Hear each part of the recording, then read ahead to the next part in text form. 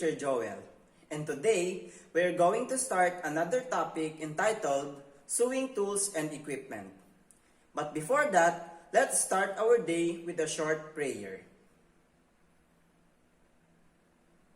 Amen.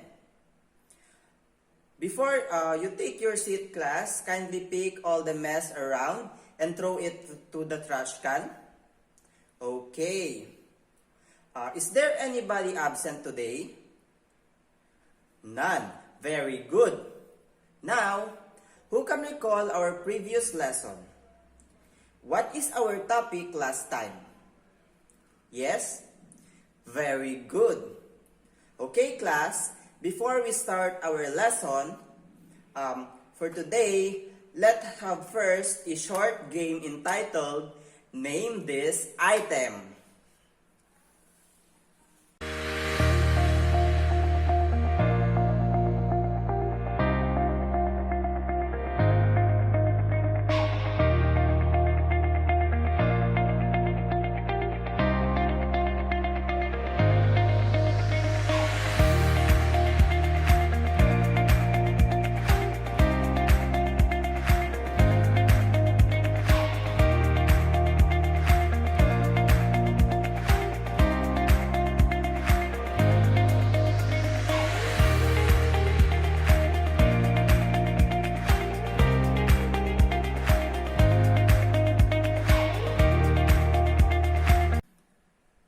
Who among you got the perfect 5?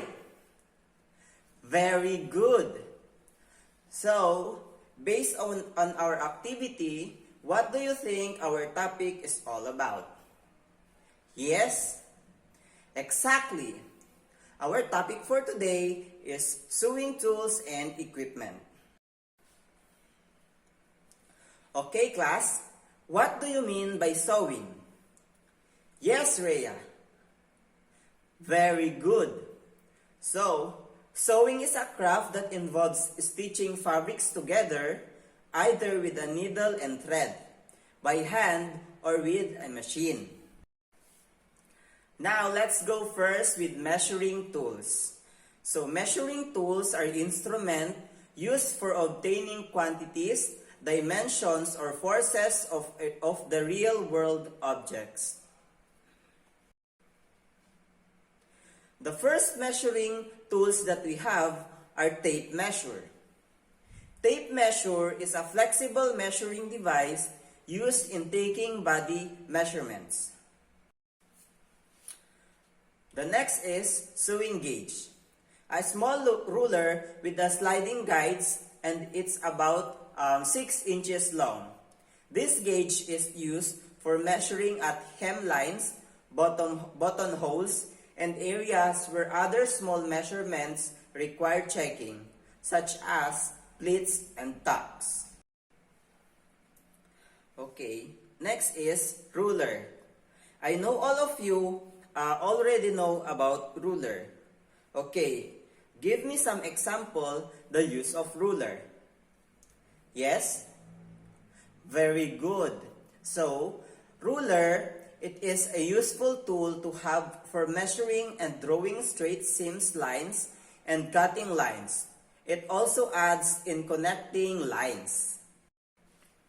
The next one is yardstick. It is used for making hemlines and checking grain lines when laying out the pattern.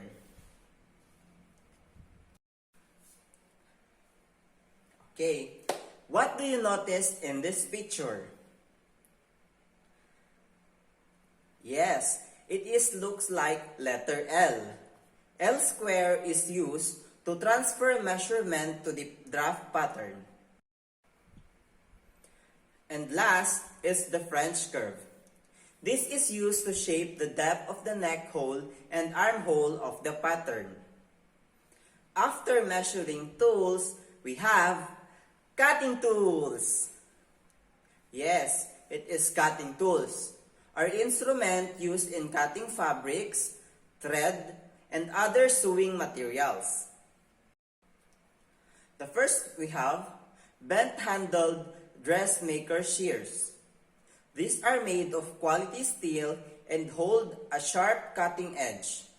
The blade moves easily and cuts smoothly along the entire length, and the point should come together. Next we have pinking shears. This is a popular zigzagging or scallop edge or four seams finishes. This is used to finish seams and draw edge, and to create decorative edges on many types of fabric. And there are three kinds of cutting scissors. Number 1, a trimming scissor. It is 3 to 4 inches long.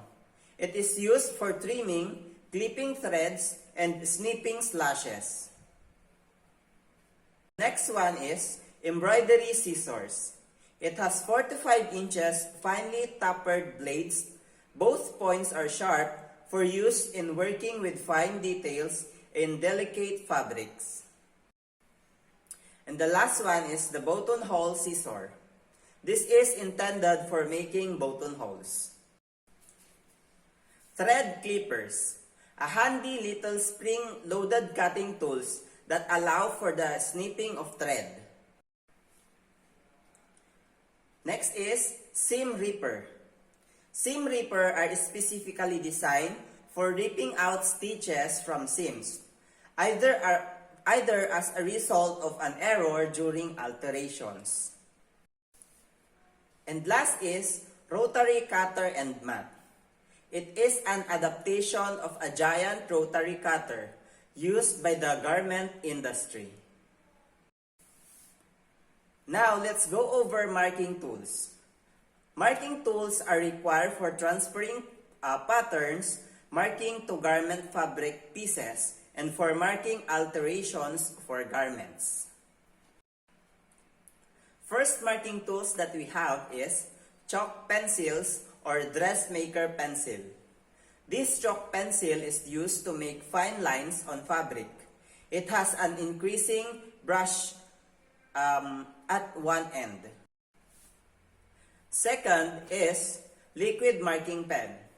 Liquid marking pens come into two types.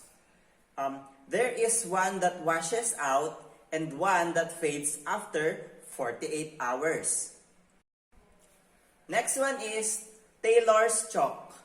This is essential as marker for use on materials.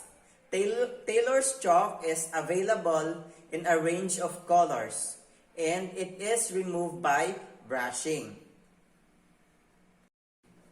Another marking tools that we have is chalk wax. This is available in black or white and used for woolen fabrics. Wax can be removed by pressing.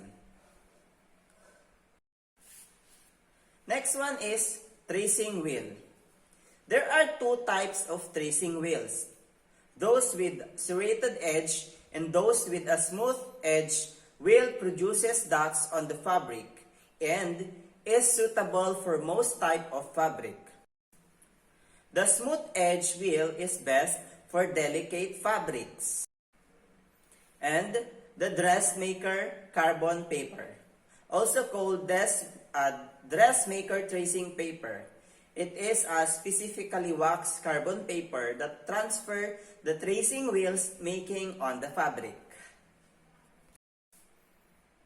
Next, let's go over pinning and sewing tools.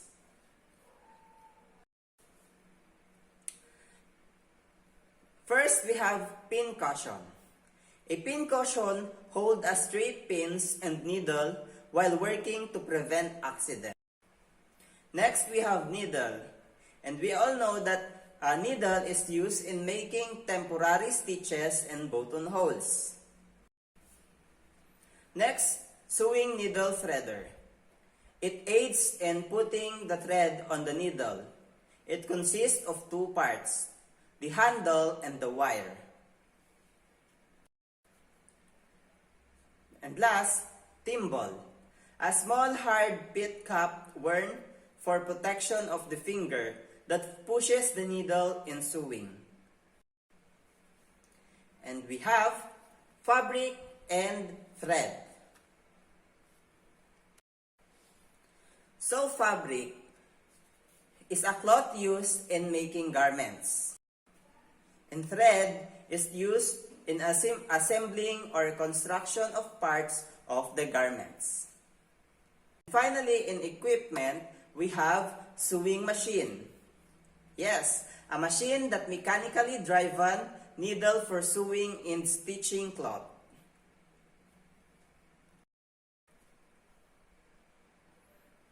And that's our lesson for today. Thank you guys, and I hope that you learned something today. God bless. Bye.